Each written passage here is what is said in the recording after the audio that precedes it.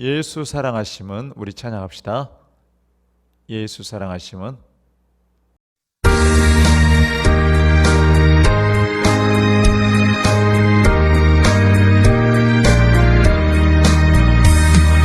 예수 사랑하심을 성경에서 배웠네. 우리들은 약하나 예수 권세만 크다. 날 사랑하신 날 사랑하신 날 사랑하신 성령에 쓰였네. 나를 사랑하시고 나의 죄를 다 씻어 하늘 문을 여시고 들어가게 하시네. 날 사랑하신 날 사랑하신 날 사랑하신 성령에 쓰였네. 내가 연약할수록 더욱 귀히 여기서 높은 보좌 위에서 낮은 나를 보시네. 날 사랑하신 날 사랑하신 날 사랑하신 성령에 쓰였네.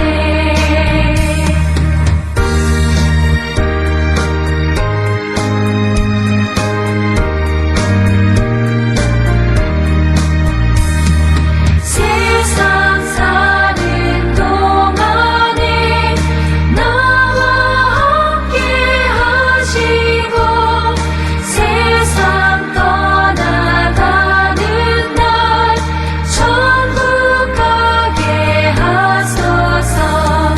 날 사랑하신 날 사랑하신 날 사랑하신 성령에 쓰였네.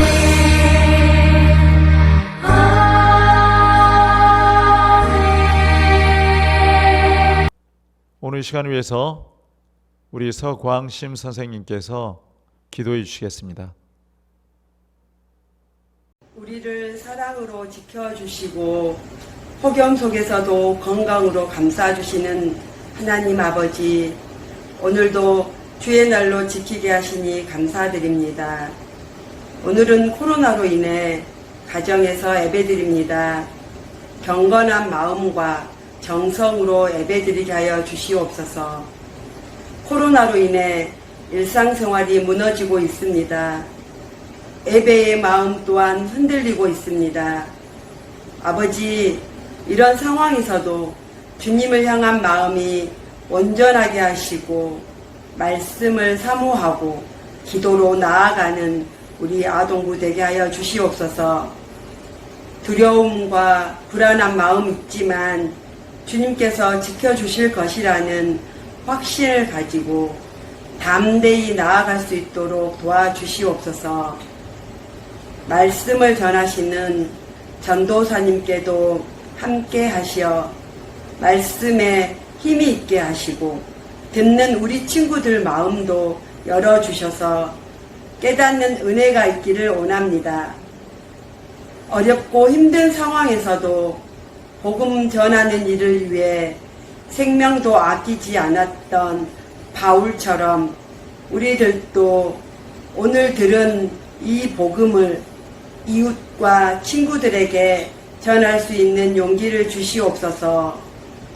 예배 끝날 때까지 집중할 수 있도록 주변 환경을 살펴주시고 인도하여 주실 것이라 믿으며 우리를 구원하신 예수님 이름으로 기도드립니다. 아멘. 예, 감사합니다. 오늘 말씀은 우리 친구들과 나눌 오늘 말씀은 사도행전 22장 30절, 또 23장 6절, 또 23장 10절에서 11절 말씀. 우리 한 목소리로 같이 읽겠습니다. 시작. 이튿날 천부장은 유대인들이 무슨 일로 그를 고발하는지 진상을 알고자 하여 그 결박을 풀고 명하여 제사장들과 온 공회를 모으고 바울을 데리고 내려가서 그들 앞에 세우니라. 23장 6절 말씀. 바울이 그중 일부는 사두개인이요 다른 일부는 바리새인인 줄 알고 공회에서 외쳐 이르되 여러분 형제들아 나는 바리새인이요 또 바리새인의 아들이라. 죽은 자의 소망 곧 부활로 말미암아 내가 신문을 받노라. 10절 말씀. 큰 분쟁이 생기니 천부장은 바울이 그들에게 찢겨질까 하여 군인을 명하여 내려가 무리 가운데서 빼앗아 가지고 영내로 들어가라 하니라. 11절. 그날 밤에 주께서 바울 곁에 서서 이르시되 담대하라 내가 예루살렘에서 나의 일을 증언한 것 같이 로마에서도 증언하여야 하리라 하시니라. 자, 오늘 달달 말씀입니다. 달달 말씀. 고린도전서 1장 10절 말씀. 고린도전서 1장 10절 말씀. 시작. 형제들아 내가 우리 주 예수 그리스도의 이름으로 너희를 권하노니 모두가 같은 말을 하고 너희 가운데 분쟁이 없이 같은 마음과 같은 뜻으로 온전히 합하라. 다시 한번 합시다. 고린도전서 1장 10절 말씀. 시작. 형제들아 내가 우리 주 예수 그리스도의 이름으로 너희를 권하노니 모두가 같은 말을 하고 너희 가운데 분쟁이 없이 같은 마음과 같은 뜻으로 온전히 합하라. 아멘. 그 다음에는 고린도후서 8장 12절 말씀입니다. 고린도후서 8장 12절 말씀. 시작. 할 마음만 있으면 있는 대로 받으실 터이요 없는 것은 받지 아니하시리라. 예, 다시 한번 고린도후서 8장 12절 말씀. 시작. 할 마음만 있으면 있는 대로 받으실 터이요 없는 것은 받지 아니하시리라. 아멘. 로마서 1장 17절 말씀. 로마서 1장 17절 말씀. 시작. 복음에는 하나님의 의가 나타나서 믿음으로 믿음에 이르게 하나니 기록된 바 오직 의인은 믿음으로 말미암아 살리라 함과 같으니라. 아멘. 다시 한번 합시다. 로마서 1장 17절 말씀. 시작. 복음에는 하나님의 의가 나타나서 믿음으로 믿음에 이르게 하나니 기록된 바 오직 의인은 믿음으로 말미암아 살리라 함과 같으니라. 아멘. 사도행전 20장 24절 말씀. 사도행전 20장 24절 말씀. 시작. 내가 달려갈 길과 주 예수께 받은 사명 곧 하나님의 은혜의 복음을 증언하는 일을 마치려 하면은 나의 생명조차 조금도 귀한 것으로 여기지 아니하노라. 예. 사도행전 20장 24절 말씀 다시 한번 합시다. 시작. 내가 달려갈 길과 주 예수께 받은 사명 곧 하나님의 은혜의 복음을 증언하는 일을 마치려 하면은 나의 생명조차 조금도 귀한 것으로 여기지 아니하노라. 아멘. 자, 오늘 달달 말씀입니다. 사도행전 23장 11절 말씀. 사도행전 23장 11절 말씀. 시작. 그날 밤에 주께서 바울 곁에 서서 이르시되 담대하라 내가 예루살렘에서 나의 일을 증언한 것 같이 로마에서도 증언하여야 하리라 하시니라. 아멘. 다시 한번 합시다. 사도행전 23장 11절 말씀 시작. 그날 밤에 주께서 바울 곁에 서서 이르시되 담대하라. 내가 예루살렘에서 나의 일을 증언한 것 같이 로마에서도 증언하여야 하리라 하시니라. 아멘. 우리 친구들 한 주간도 잘 지냈죠? 예. 이번 주는 코로나가 심각해져서 교회에 나오지 못하고 각 가정에서 온라인 예배로 드리게 되었어요. 참으로 안타까운 상황이죠.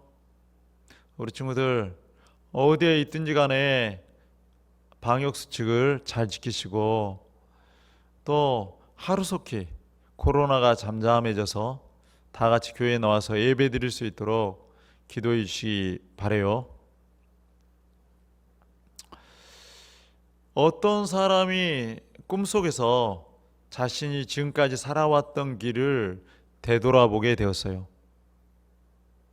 보통 때 길을 보니까 자신의 발자국 둘, 또 예수님의 발자국 둘, 이렇게 4개의 발자국이 있었어요. 그런데 자신이 가장 어려울 때 길을 보니까 이게 어떻게 된 것입니까? 자신의 발자국만 2개가 있었어요. 그때 예수님은 어디에 가셨을까요? 그 사람은 예수님께 화를 냈어요. 내가 가장 힘들 때 도대체 예수님은 어디에 계셨습니까?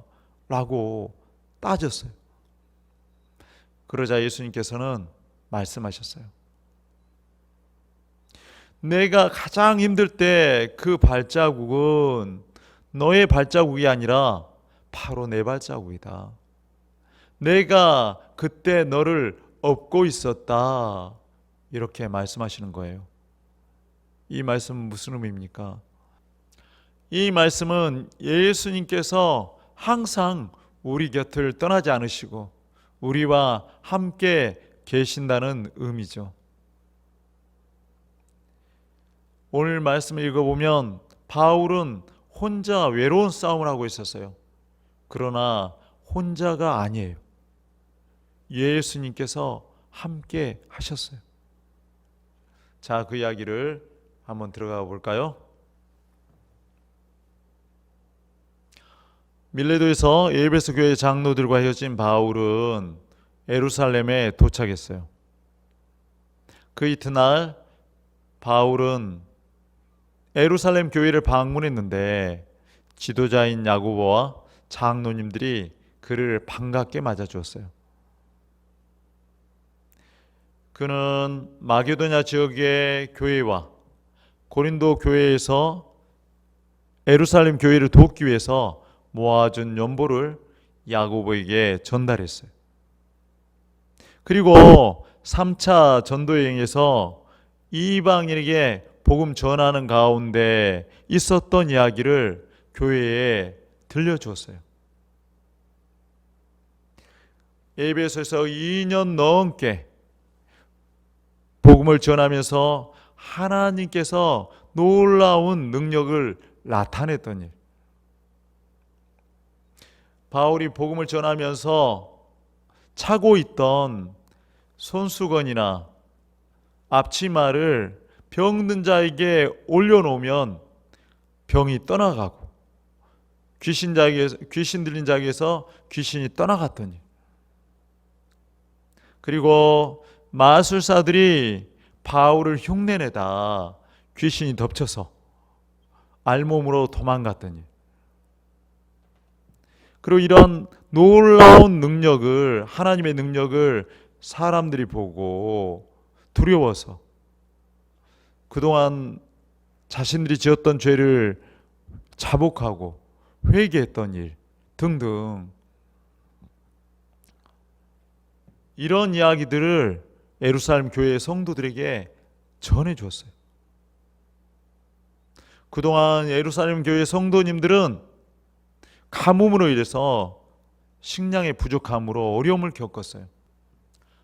그런데 이 이야기를 듣고 복음을 전하는 가운데서 나타났던 하나님의 능력과 많은 고난과 환난 가운데서도 복음의 사명을 감당케 해주셨던 하나님의 은혜에 많은 위로를 받았어요.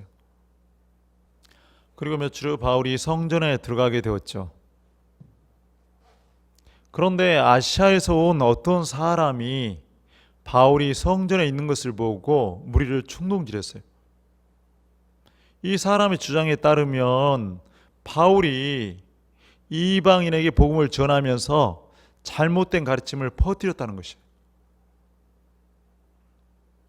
바울이 이방인에게 복음을 전하면서 유대인에 대해서 또 성전에 대해서 율법에 대해서 반대했다는 것이에요.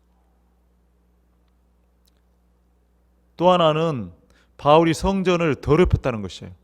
성전을 더럽혔다는 것은 성전에 이방인을 데리고 들어갔다는 것이에요. 성전의 구조를 보면 뜰이 두 개가 있어요. 바깥뜰이 있고 안뜰이 있어요. 그래서 바깥뜰에는 이방인이 들어가도 괜찮아요. 하지만 안뜰에는 이방인이 들어가면 절대 안 돼요. 이방인이 들어가게 되면 반드시 죽음을 당하게 돼 있어요.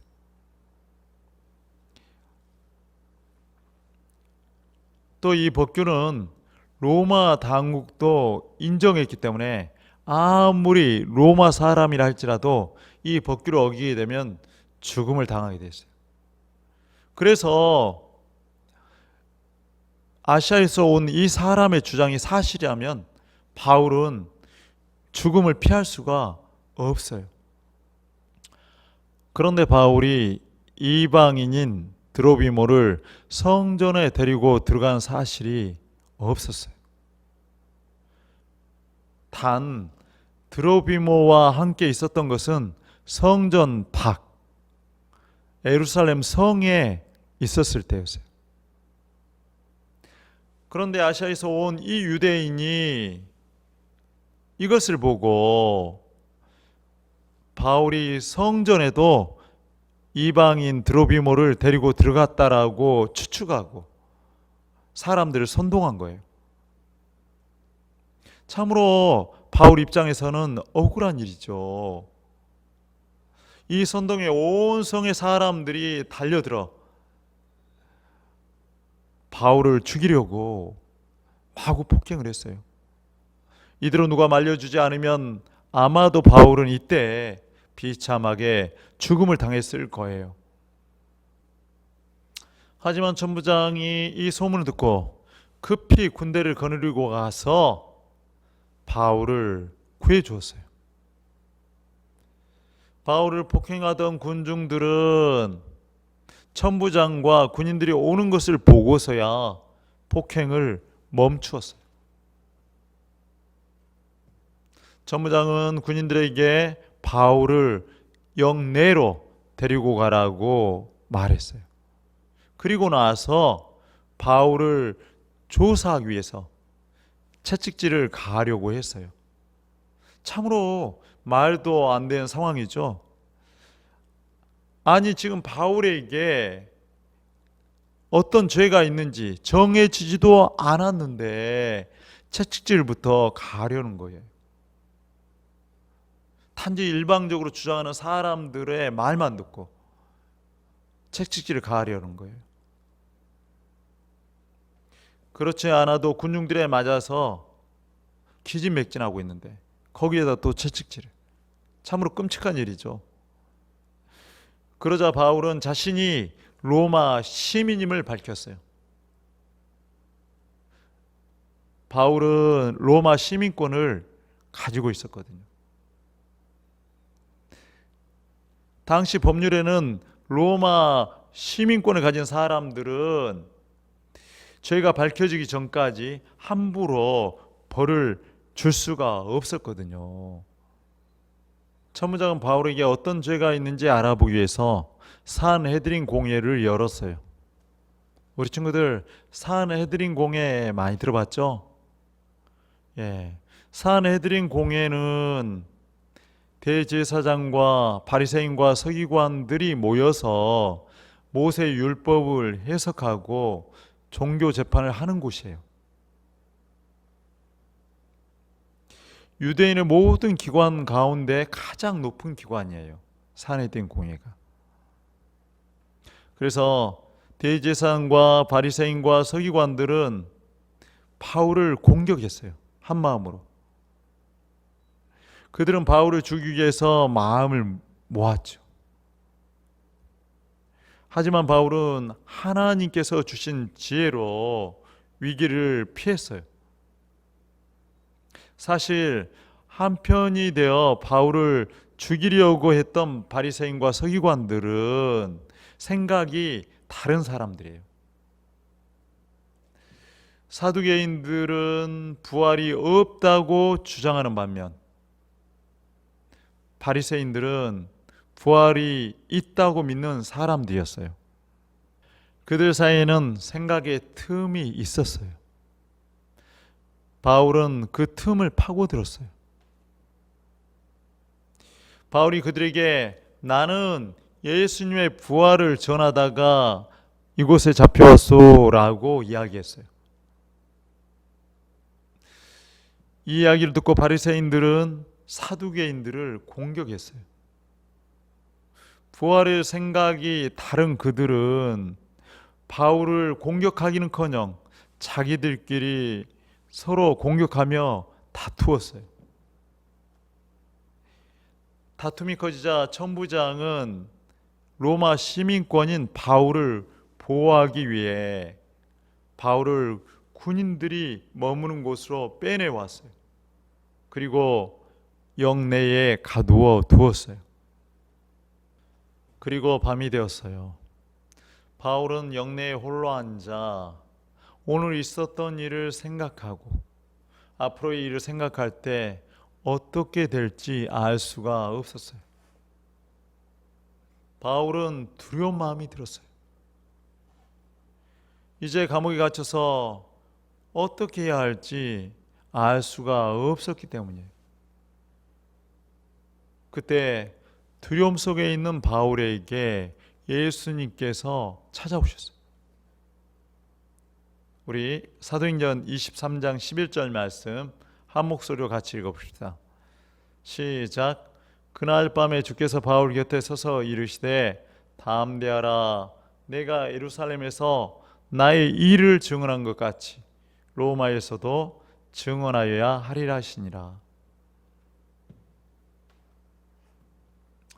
바울은 왜 두려워합니까? 홀로 앞으로 어떻게 될지 모르기 때문에 두려운 것이죠. 우리가 앞으로 일을 알 수 없을 때 근심하고 걱정하죠. 하지만 예수님께서는 바울을 통해 이루시고자 하는 계획을 가지고 계셨어요. 그 계획은 무엇일까요? 바울이 로마에 가서 예수님의 일을 증언하는 것이 예수님의 뜻이에요. 지금 예수님은 그 계획을 이루시는 중이에요.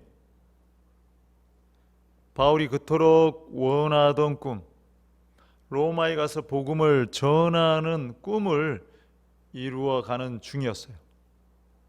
예수님은 홀로 두려워 떨고 있는 바울 곁에 찾아오셔서 앞으로의 계획을 알려주신 거죠. 이제 바울은 예수님의 계획을 알게 되므로 고난과 시련을 두려워하지 않고 담대할 수가 있었어요. 바울은 다메섹에서 예수님을 만난 이후로 늘 예수님을 전했어요. 하지만 바울은 항상 죽음의 위협에 시달려야 했고 그의 삶은 온갖 어려움으로 가득했어요.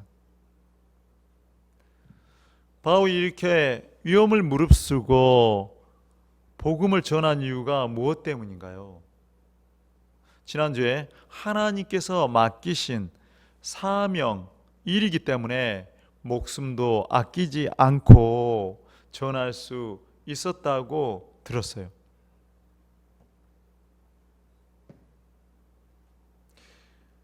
또한 예수님께서 함께 하심을 알고 있었기 때문에 바울은 두려워하거나 겁내지 않았어요.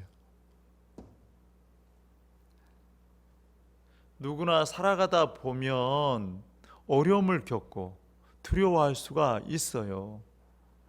예수님을 믿는 사람들은 그럴 필요가 없어요. 왜냐하면 예수님께서 늘 우리와 함께 하시니까요. 하늘에 있든 땅에 있든 어디에 있든지 간에 예수님께서는 우리와 함께 하시니까. 저와 우리 친구들 언제나 우리와 함께 하시는 예수님을 기억하며 어려움을 이겨내세요. 우리 친구들 이번 한 주간도 엄중한 코로나 상황에서도 바울처럼 담대한 게 예수님과 함께하는 우리 친구들 되시기를 예수님의 이름으로 축복합니다. 아멘. 이 시간은 예물 드리는 시간입니다. 우리 준비한 예물 하나님께 드립시다.